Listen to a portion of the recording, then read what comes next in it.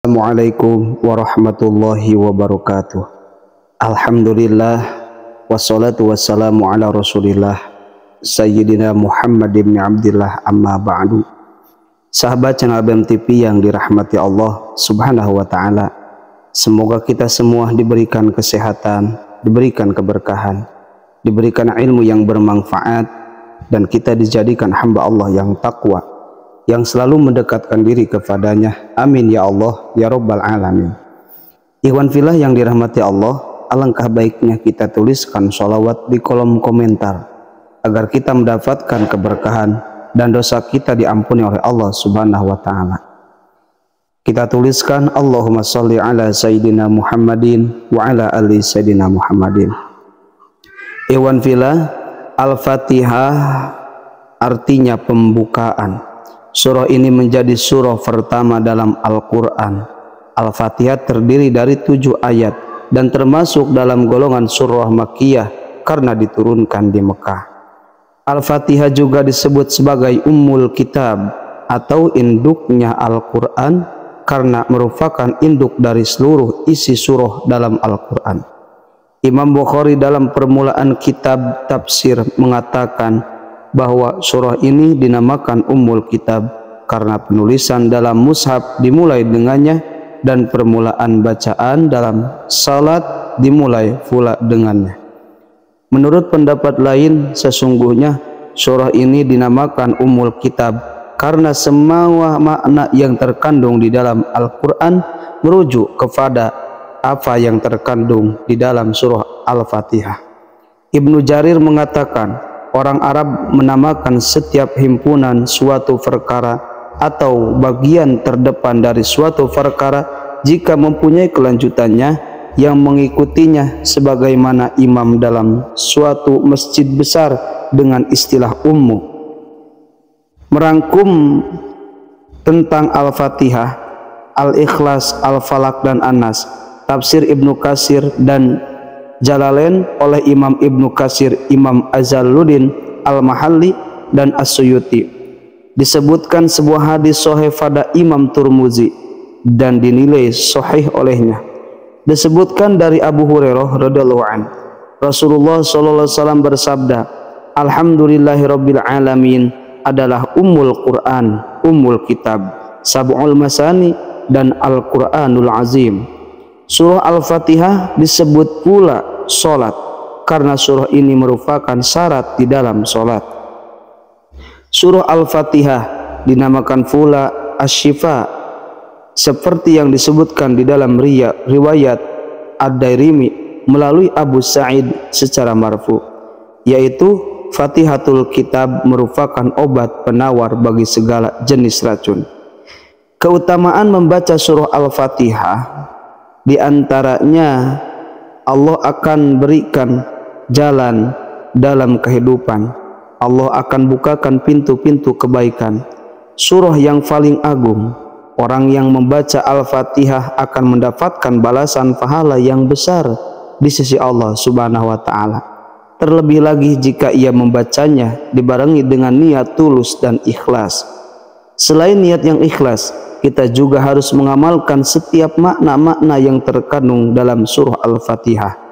Abu Sa'id bin Al-Mu'alla berkata, dulu aku pernah sholat, lalu Nabi Muhammad SAW memanggilku, namun aku tak menemui panggilan beliau.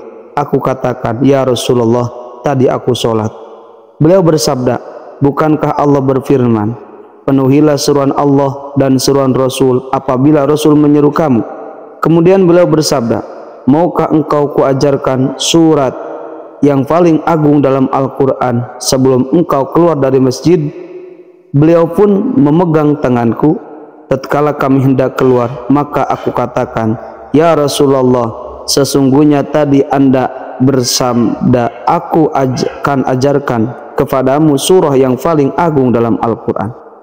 Beliau bersabda, Alhamdulillahirabbil alamin, dia adalah 7 ayat yang berulang-ulang dan Al-Quranul Azim yang diberikan kepadaku. Hadis riwayat Imam Bukhari. Surah Al-Fatihah surah terbaik dalam Al-Quran. Ada beberapa surah dalam Al-Quran yang memiliki kelebihan dibandingkan surah yang lain. Kelebihan ini diketahui dari beberapa hadis Rasulullah yang memerintahkan untuk membacanya, baik setiap hari atau pada saat-saat tertentu. Dalam surah Al-Fatihah mengandung beberapa hal yang sangat penting dalam Islam maupun dalam hubungan yang sifatnya muamalah. Ikhwan fillah yang dirahmati Allah Subhanahu wa ta'ala, ternyata di dalam kitab Sirrul Asrar dijelaskan amalan Al-Fatihah. Ketika kita mengamalkan amalan Al-Fatihah dengan cara yang tertentu, dengan cara yang sesuai dalam kitab ini, maka insya Allah Allah akan bukakan pintu-pintu keberkahan. Segala hajat-hajat dunia Allah akan kabulkan, dan Allah akan membukakan pintu-pintu kegaiban. Bahkan jika ikhwan fillah memiliki urusan yang sangat penting, maka bacalah surah Al-Fatihah dengan cara ini. Namun sebelum saya bagikan caranya, alangkah baiknya ikhwan fillah menekan tombol subscribe, like, komen, dan share. Ikhwan fillah yang dirahmati Allah, diriwayatkan dari Syarif Al-Bukhari, orang yang mendawamkan surah Al-Fatihah dengan cara ini, maka Allah akan kabulkan permohonannya di hari itu juga dan di waktu itu juga. Maka Allah akan bukakan banyak kemudahan-kemudahan dan kesuksesan-kesuksesan. Nah, adapun cara mengamalkannya, yang pertama kita wudhu dulu dengan wudhu yang sempurna, suci badannya, suci pakainya, kemudian sholat 2 rakaat sholat sunat. Setelah salam kita beristighfar sebanyak 70 kali. Setelah beristighfar 70 kali, kemudian kita bersolawat kepada baginda Nabi Muhammad SAW sebanyak 70 kali. Nah, setelah itu barulah baca Al-Fatihah sebanyak 70 kali. Wa yas'alu hajatahu, kemudian mintalah hajatnya, fa innallaha yaqdi hajatahu fi hadal yaum, karena sesungguhnya Allah akan mengabulkan hajatnya di hari itu juga. Wa fi hadhihi sa'ah, dan di waktu itu juga. Wa yaftahu alaihi katsiran minal futuhat, dan Allah akan bukakan pintu-pintu kegampangan, pintu-pintu kemudahan. Nah, bahkan yang punya hutang bisa dijadikan tawasul membaca surah Al-Fatihah untuk bisa hutangnya dilunasi. Dan barang yang mempunyai hajat-hajat, mintalah kepada Allah. Kemudian jika kita membutuhkan uang, kita minta kepada Allah. Tetapi jangan lupa kita harus melakukan usaha jalan yang diperintahkan oleh Allah, entah berdagang ataupun yang lainnya. Ikhwan fillah yang dirahmati Allah Subhanahu wa ta'ala, itulah cara kita mengamalkan surah Al-Fatihah. Kita amalkan 7 malam berturut-turut dengan hitungan 70 kali berturut-turut. Semoga kita mendapatkan keberkahannya dan kita dikabulkan hajat-hajatnya. Amin ya Allah ya rabbal alamin. Semoga bermanfaat. Billahil hidayah wa taufik.